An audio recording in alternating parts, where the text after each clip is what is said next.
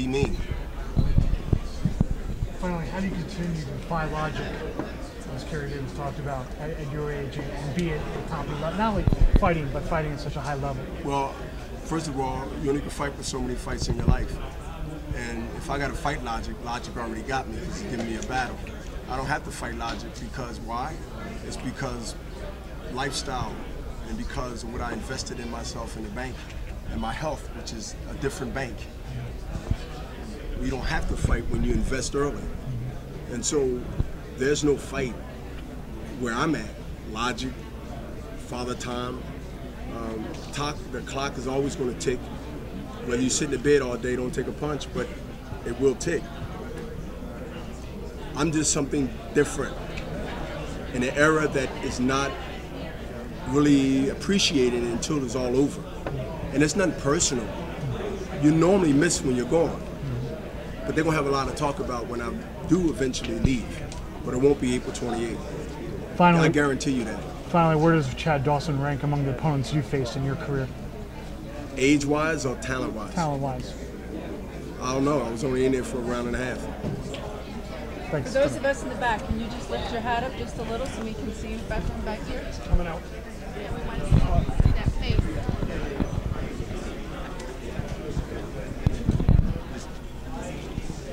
Is his anger something you can take advantage of in a way? I mean, it's typical. Well, either way, he's going to be frustrated, like he was frustrated the first time. I have a way of, and I was accused of this when I was small, I can talk and get under your nerves. I can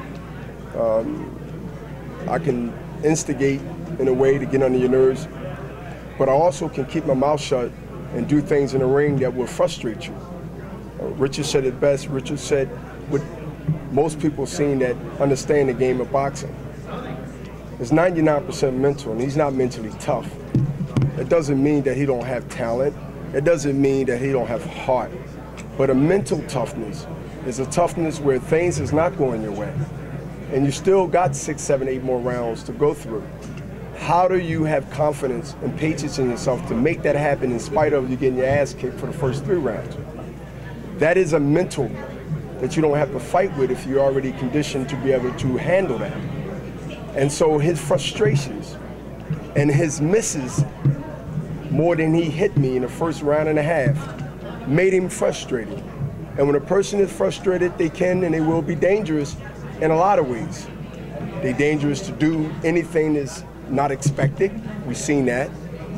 And they also is dangerous to the point where they are swinging recklessly, and if you're not aware of that, you can be hit by anything because he just fighting you off him and not fighting to control you.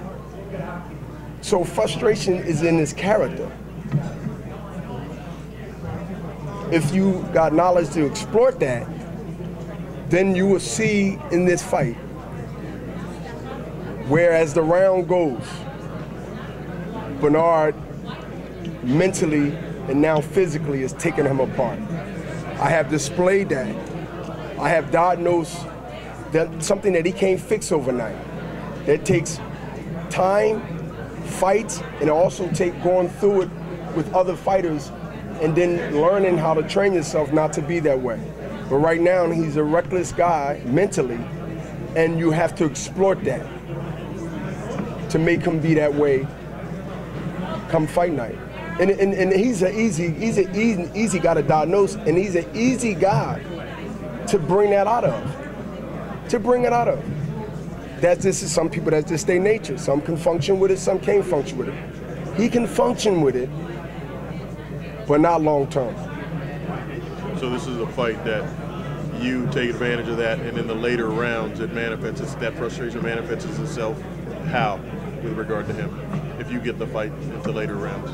Because his anger will make him want to do things to hurt me. His anger will make him take more chances to give me chances. I want him to be angry, because an angry man don't think. An angry man is an emotional man. And trust me, the penitentiary is full with emotional people. And when you're emotional, you don't think. And so let him be emotional. I have nothing to say to the media that y'all haven't heard me say. The biggest comment today was no comment. Everything was said, even from his side and my side. I'm looking to look at the media and stare at them and not remember the past fights. It's this fight that counts, and this fight that counts. And I'm not saying to the media that I got a grudge against you, but y'all are my motivation to say that Bernard Hopkins continued to display something that we can't understand. And that's okay, because I ain't the only one that walked this earth that people couldn't understand. I'm just one of those people that's under an athlete umbrella that you'd be like, yo, this is unbelievable, man. The less I say, he can't blame me for my victory that I got in his head. If I'm quiet, they're gonna say, well, I'm getting in his head because what I gotta do to show that I don't have to talk to win a fight. You win fights by fighting. You win fights by fighting. And so I'm not gonna come and tell you about what happened with the ruling. Richard didn't even bring it up. He had the opportunity to bring it up because he was the first speaker. Because that's not what we're here for. And you know what? Whether who's wrong or right, we're fighting again. So why waste your time with the BS? Why come and start talking about what letter, this letter? They looked at the film. The film set me free, not my comments, not Richard's comments. What they seen, think they did me a favor? No, they did the right thing. Because the right thing wasn't done that night. And the referee looked at the film. He has to say to himself, and he should pat himself on the back, because I told him that was commending of you because you could have stuck to your guns, but once you seen the tape in LA, he said this should be a no decision, he said. We talking about no contest up here. Matter of fact, it was ruled a no decision. Check it. That's different than a no contest. No decision, there's nothing there. There's a blank there. We didn't even fight. So I could have said that on the podium, but why waste your time? No disrespect to you. You want to eat. Tim wants to go ahead and have a beer. Richard wants to get on a plane and do it. Why waste your time with this stuff? Y'all already know what happened. Y'all are here to say what's going to happen next.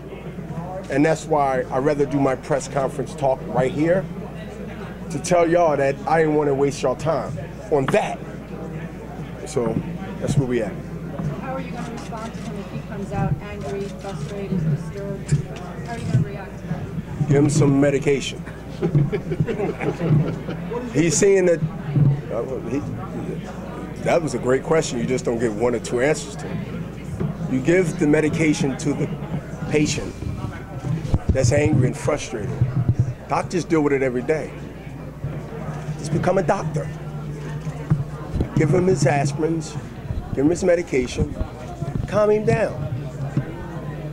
So for HBO The Buzz, what's the buzz going to be about this fight? That he will be buzzed after the medication. Why is it called Once and For All? Why is this tag Once and For All? Because it's all once and for all when you have a conflict and you have a different opinions about, even if it's right in front of your face on film. Once and for all speaks for itself. It's always once and for all for Bernard Hopkins. What else is new? I'm knocking on 50, then I'm knocking on 30.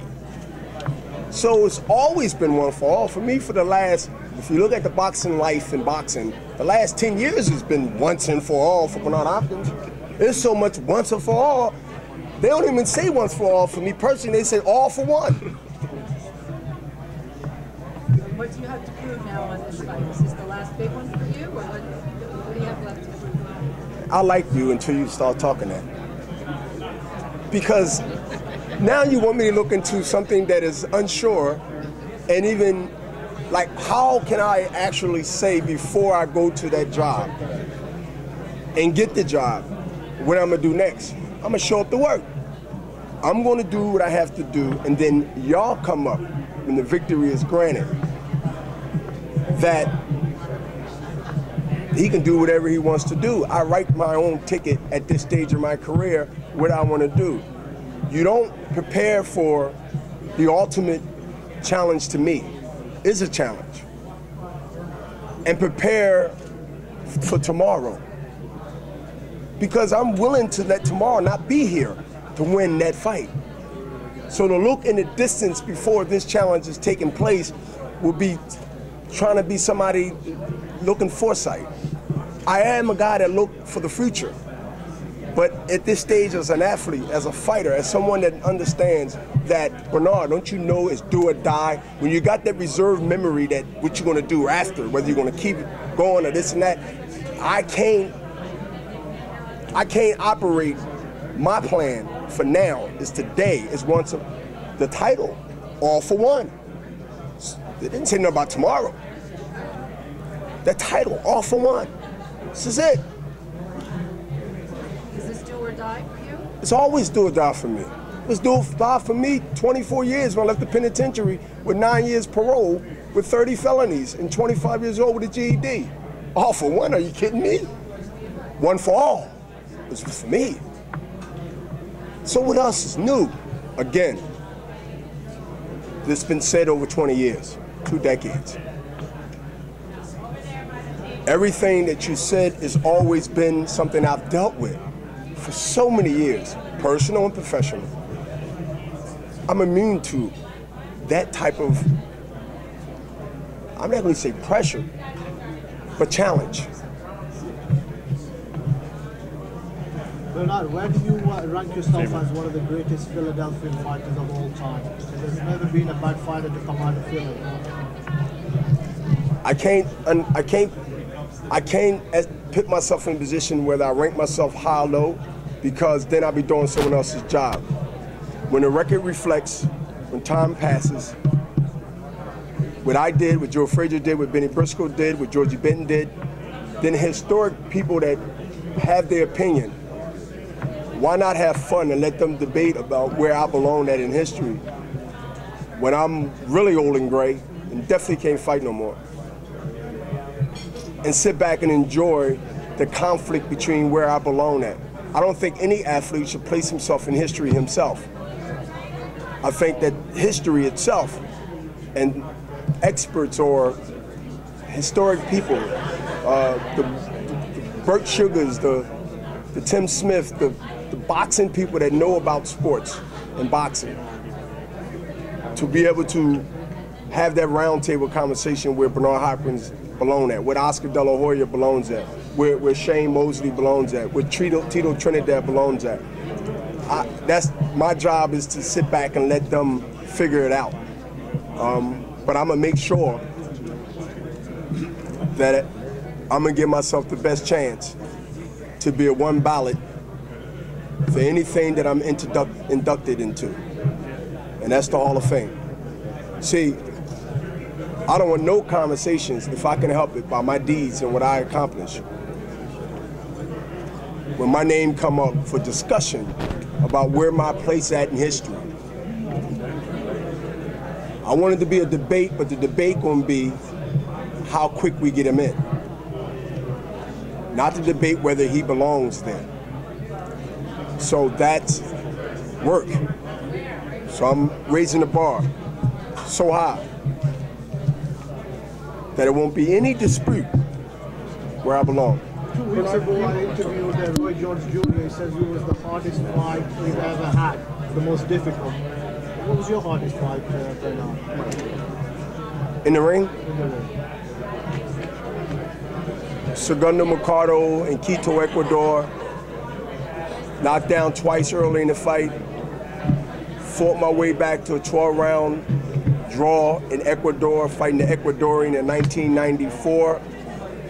5 months later, the IBF ruled an automatic rematch. We fought in Landover, Maryland in the United States, and I knocked him out in the 5th or 6th round. That was the toughest fight under the circumstances. I'm in South America, third world country, fighting a big, strong, supposed to be middleweight. I don't even remember weighing in on the scale on that fight. It was on Showtime. and I suffered 2 early knockdowns, and I fought my way back to a 12-round draw fighting Ecuadorian in Ecuador. And you hear the ignorance of a guy named Chad Dawson says, "You're a punk, you're this, you're that." Well, I heard a lot of things. I've been a lot of things in my life. I've been called a lot of things, but I know I'm not that. But why entertain that stuff? Because he's ignorant. He don't know. He'll know when he's broke. He'll know when his game really raped him. And he'll know that the guy that says that this is one of the fighters he worked so hard for don't give a damn if he ain't winning, he don't know him. And I can't help him later on. Like most, without mentioning names, have come, but never said nothing to me when they thought that they was being guided and thought they was gonna not be in that position. So I let him talk. As soon as he lose, April 28th, you'll see where Gary goes. You go where the rest of the sleeve bags goes, to the next caucus to suck the blood. Bernard, you chose not to take part in the sort of obligatory stare down at the end of the press conference, and Gary seemed to want to read into that as weakness on your half. Can you comment on that? I've changed over years in boxing. I don't stare anybody down that close unless I'm gonna kiss him. And I ain't kissing Chad Dawson. So that's why they stare down. You can, again, whatever he says, he says. I didn't do a stare down, okay. I don't think he deserved a stare down with me. Matter of fact, he said he didn't want to give me a title shot when he thought he had the title. You remember that? So now I'm doing him a favor, but I'm a spanking while I'm doing him a favor. Didn't have to fight Chad Dawson. But when I used to get up there and get to talk and all that and feed into that, they expected me to do that. So I do the unexpected. It's like the fight. They expect me to be one way, and I'm gonna do another thing to them. And I'm not playing mind games, just the way I feel. I'd rather have a sidebar press conference and let you know if you got questions to ask, I'm willing to answer. Nothing towards you. And we ask them. Bernard, I got a question since you talked about MMA. It's from someone you know, Lola Wall, the MMA fighter, a friend of yours. My guy, real good friend. Big fan of yours, and a huge boxing fan. He wanted to know, because of what happened in the first fight, do you plan to come out more aggressively, start more aggressively in this fight than you did in the first fight? It could be a couple of things that I can do, but to do things that you want to broadcast is letting the house owner know, and I'm a burglar, that I'm coming through your front door. It's not wise for me to let you know that I'm coming through your front door if I'm coming to take something from you. I can just tell you I'm gonna come through your front door, but I'm really coming through the back. So I will come where it needs to be done and needs to be taking place, and the execution will be there. You will see. That's the suspense of prize fighting, because everybody has a plan until they get hit. And most people plan changes, for the good or for the bad. So when you watch and you come and you see, everybody here, at least 2, 3 people I might not know, y'all really got a roundabout feel what's taking place in my fights when I fight in the first 4 or 5 rounds. Now, that's not saying you should disregard the end of the fight. One punch, you know, it can change as a cut, anything. But I'm talking about what I do to people when they get frustrated, when they get angry. Chad Dawson said he was going to throw 200 punches per round, didn't he? He threw 10 and landed 2. That's a reason to be frustrated if you're fighting an old man. What happened to that mind when he said, wait a minute, you fucking kidding me? He's slipping my punches and not using any effort doing it. That's angriness, that's confusion, and that's what the hell I get out, what the hell I do to get out of it. And he did it. But here we are. kind of training are you putting your body to, Bernard, versus when you was younger? Are you doing something specifically different, conditioning and power and so forth? Ice cream, cake, and a rocking chair. Man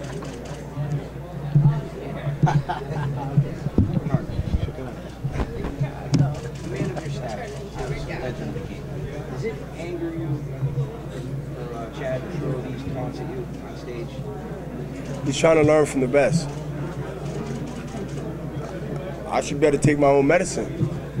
I did a lot of things to a lot of fighters, and I'm saying that, you know, it's part of promotion. I mean, I don't think you can't, you know, I've done a whole bunch of things, so you got to be able to take what you give. And so when he say things like that, of my era, Ali era, I believe I'm the best to ever done what I did in my era, and if you couldn't handle it mentally, that's on you. So when I look at guys saying things what they're saying, I'm not saying that they don't mean that, but why would I act like them where I've been through it, and I'm the blueprint of what to do and what to say, but you have to back it up though. I mean, that's the thing of the dangers of eating crow in the aftermath of what you said yesterday. You have to be able to back these things up. When Ali said 6 round, they went down in 6. When he said they went down in 7.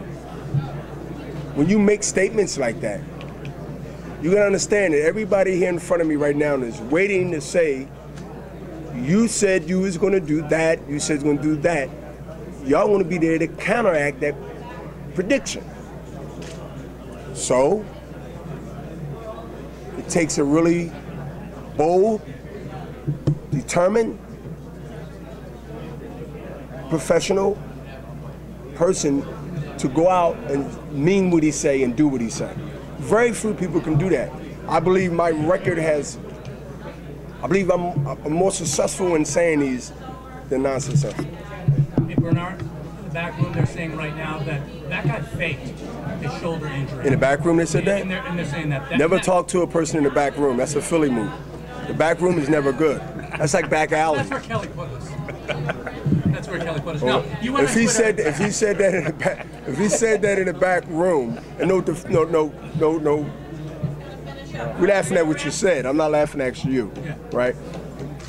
But I'm just going by what your comments said, and I've ducked more punches than I've taken. Yeah. If you said that you just heard, or they said in the back room, as you said, parentheses, back room, that they said that I faked it in the back room, then let this stay in the back room. The back room is never good. The back room, shady stuff. Listen, let me give you a hint. This is Philadelphia, like New York City. You know, there's a lot of hustlers out there when you step out of here. Be careful. Watch your wallet. Put it in your crouch. My hand is in my wallet right now. You better. You're in New York. Yeah. When you in the back room and the guys say things to you, it's always been said by them. It's always been a ruling on it. It's already been dissected by every commission that needed to be there in LA. Also the WBC, also the referee that was in the ring. And then you know, come out of the back room. There's the reason why they're in the back room. Well, I think he gets that. At least I hope he do. Because Kelly put him there. Listen. So at the end of the day, where are we going? Listen, why are we? That's why I didn't say anything on the podium like all y'all anticipated me saying. Oh, I know Bernard went up there. So I'm always having people think they know me better than I know me, especially white people. And so what I'm saying to you is that I'm telling you right now, it wasn't nothing to say up there, because when I seen where the promotion was going, and my promoter, my CEO, he didn't get into the ruling. He didn't get into with LA and with the referees. He didn't get into that. He kept it while we're here now. Once and for all. Right? I can't entertain that. Yeah. So once I seen that dictates, I didn't know what I knew I was coming up there to speak until I heard. That's why I like people to go first. And I heard how the landscape is laid out for me. So I wait till it get all laid out for me, and I pick what I'm going to use, and I come up there and I speak. But when I heard that, I said, I can't. Richard didn't know I was going to do that. He didn't know I wasn't going to speak. But when I seen the landscape, that called experience in a veteran, how everything was being played out and how everything was being said. You know what I said, Richard? Let's send him to the back room. The best thing to say? Nothing. They said it all. All said is done. On Twitter, you said you were going to put people on blast, though, after they were making these implications and allegations. I've been waiting for it the whole time, and maybe I don't know you like I thought I know you. Blast. I've never gotten it. Blast, you'll get it April 28th. You'll get it April 28th. Listen, there's enough stuff that's out there you read, and I'm not saying you got to do your job. You got to have fresh stuff with a different date. Yeah, I got to do the buzz, and then we got to... We know that April 28th, that Bernard Hopkins' track record in Atlantic City in making great performance and making history is superb. Tarver, Pavlik. Now, both of these fights, which I'm hoping this fight, I was a 4-5-1 underdog, because I got a lot of people I know want to make money. And I got some Philly guys, I don't know how they got their money, I don't ask them their business, but they coming down and they betting heavy. Heavy. Ryder, print over there in the back. But see, hold on, let me tell you. Know what y'all missing? No, keep that on. Know what you're missing? Know what y'all really missing? No, know what you missing? Get your hand off that. Know what you're missing? Know what you're missing, really? I didn't hear one person say, maybe y'all think it was important, but let me tell you how the politics be and how they set it up and how they try to put that insinuation out there. The first thing Gary Shaw came, I remember Gary Shaw when he first came to Atlantic City, and my friend Larry Hazard was the commissioner. Gary Shaw was there, put there by the state to watch Larry Hazard, to actually watch him. He'll tell you, that was his job. He was coming to learn boxing. You know about that. He was coming to keep an eye on Larry Hazard. You could say the black commissioner, you could say this. Larry Hazard was loved by a lot and hated by a lot. And Gary Shaw was a guy that's there to watch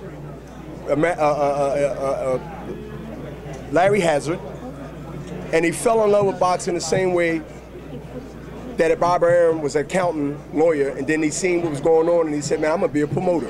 And you figure out why.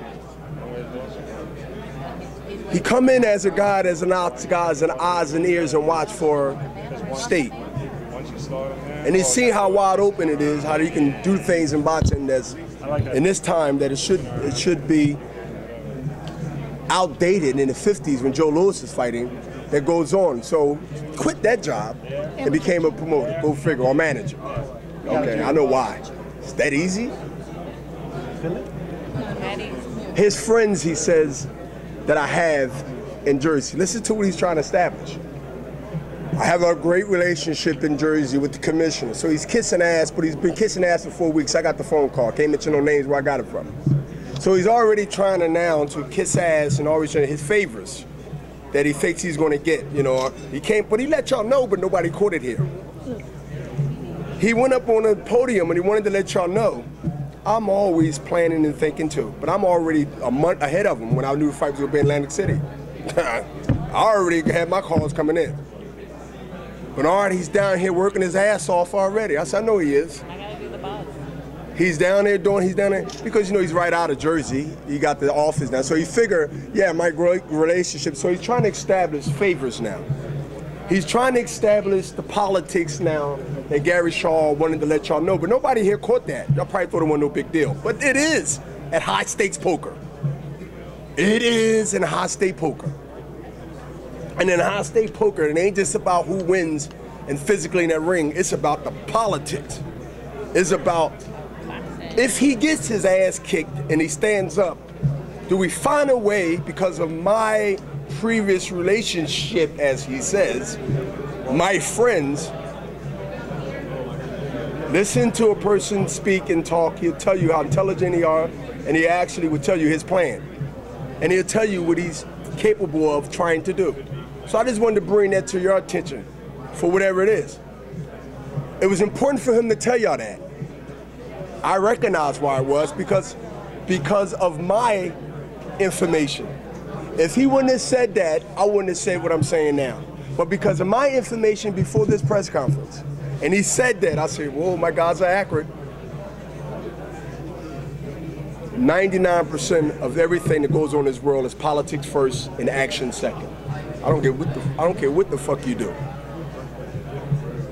I know that. I'm fine with that. But I'd rather have the politics with me than with you.